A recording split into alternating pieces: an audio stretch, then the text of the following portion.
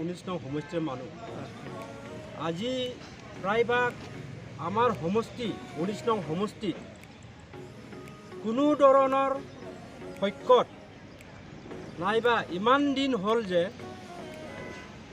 25 বছৰ কাল এই ধনশ্ৰী এলেকাত 19 নং সমষ্টিত কোনো ধৰণৰ সফল হোৱা সুবিধা দেখা নাই।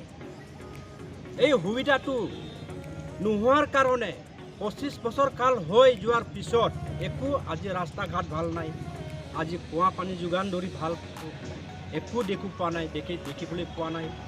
তাৰপিছত ৰাইজে গৰীব দুখীয়া সা সুযোগ একো পোৱা নাই। আমি এইটো ক'বলৈ বাধ্য কৰিবলগীয়া হৈছে, কাৰণ মই এইটো নকলেও নহ'ব। এতিয়া 25 বছৰ কাল যদি ধনশ্ৰী এলেকাত এতিয়াও জিলিকি হোৱাৰ পিছত জিলিকিব মই দেখি পোৱা নাই। ময়ো বহুতবাৰ এনেকুৱা ৰাজনীতিত ঘূৰি ফুৰিছোঁ। ঘূৰি ফুৰাৰ পিছত মই চবকে দেখিছোঁ।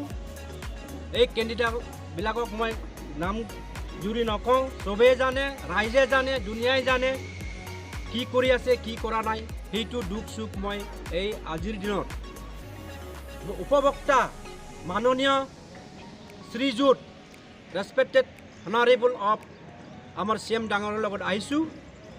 গতিকে মই সুখ দুখ জনালোঁ একেতে। মই নিছ ডাঙৰীয়াৰ কেণ্ডিডেট হৈ মই আজি একেতক মই যোগদান কৰিব আহিছোঁ। গতিকে সদৌ ৰাইজে চেষ্টা কৰি আছে, একেতে জিতিবই, নিশ্চয় জিতিব মই জানো, মই আশা কৰিছোঁ।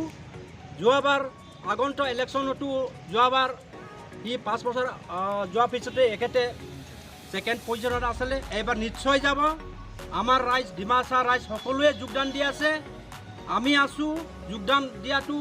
আৰু লগতে আমি ক'বলৈ গ'লে ডিমাচা ৰাইজে আজি ক'ত চুকত আছে, ইফালে আছে, এই গাঁৱত জাগাই আছে। তাৰপিছতে ইফালে ঘূৰিলোঁ চালোঁ, একোটো কৰি দেখি পোৱা নাই আজিলৈকে উপভোক্তাসকলে 19 নং সমষ্টিত।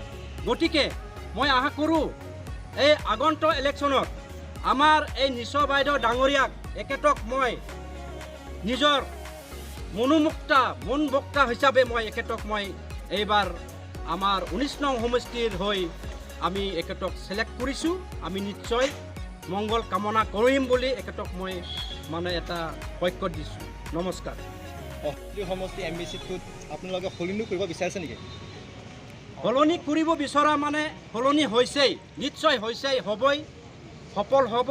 সলনি মানে ইয়াত আমি বহুত টেঙা খালোঁ, মিঠাও খালোঁ, তিতাও খালোঁ।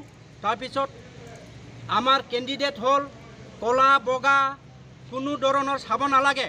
আমাৰ কেণ্ডিডেট লাগে অকল মন খোলা মানুহ, চাফা চাফি কৰা মানুহ, যাতে ক'ত যাব লাগে, ক'ত আহিব লাগে, আমি মাতিলে আহিব লাগিব।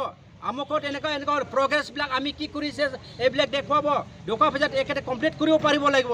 এনেকুৱা কেণ্ডিডেট আমি লাগে, নহ'লে আমি এই আমাৰ 19 নং সমষ্টি কেতিয়াও উন্নতি পথত নাহিব বুলি মই এই কথাটো মই মানে ৰাখিছোঁ আৰু।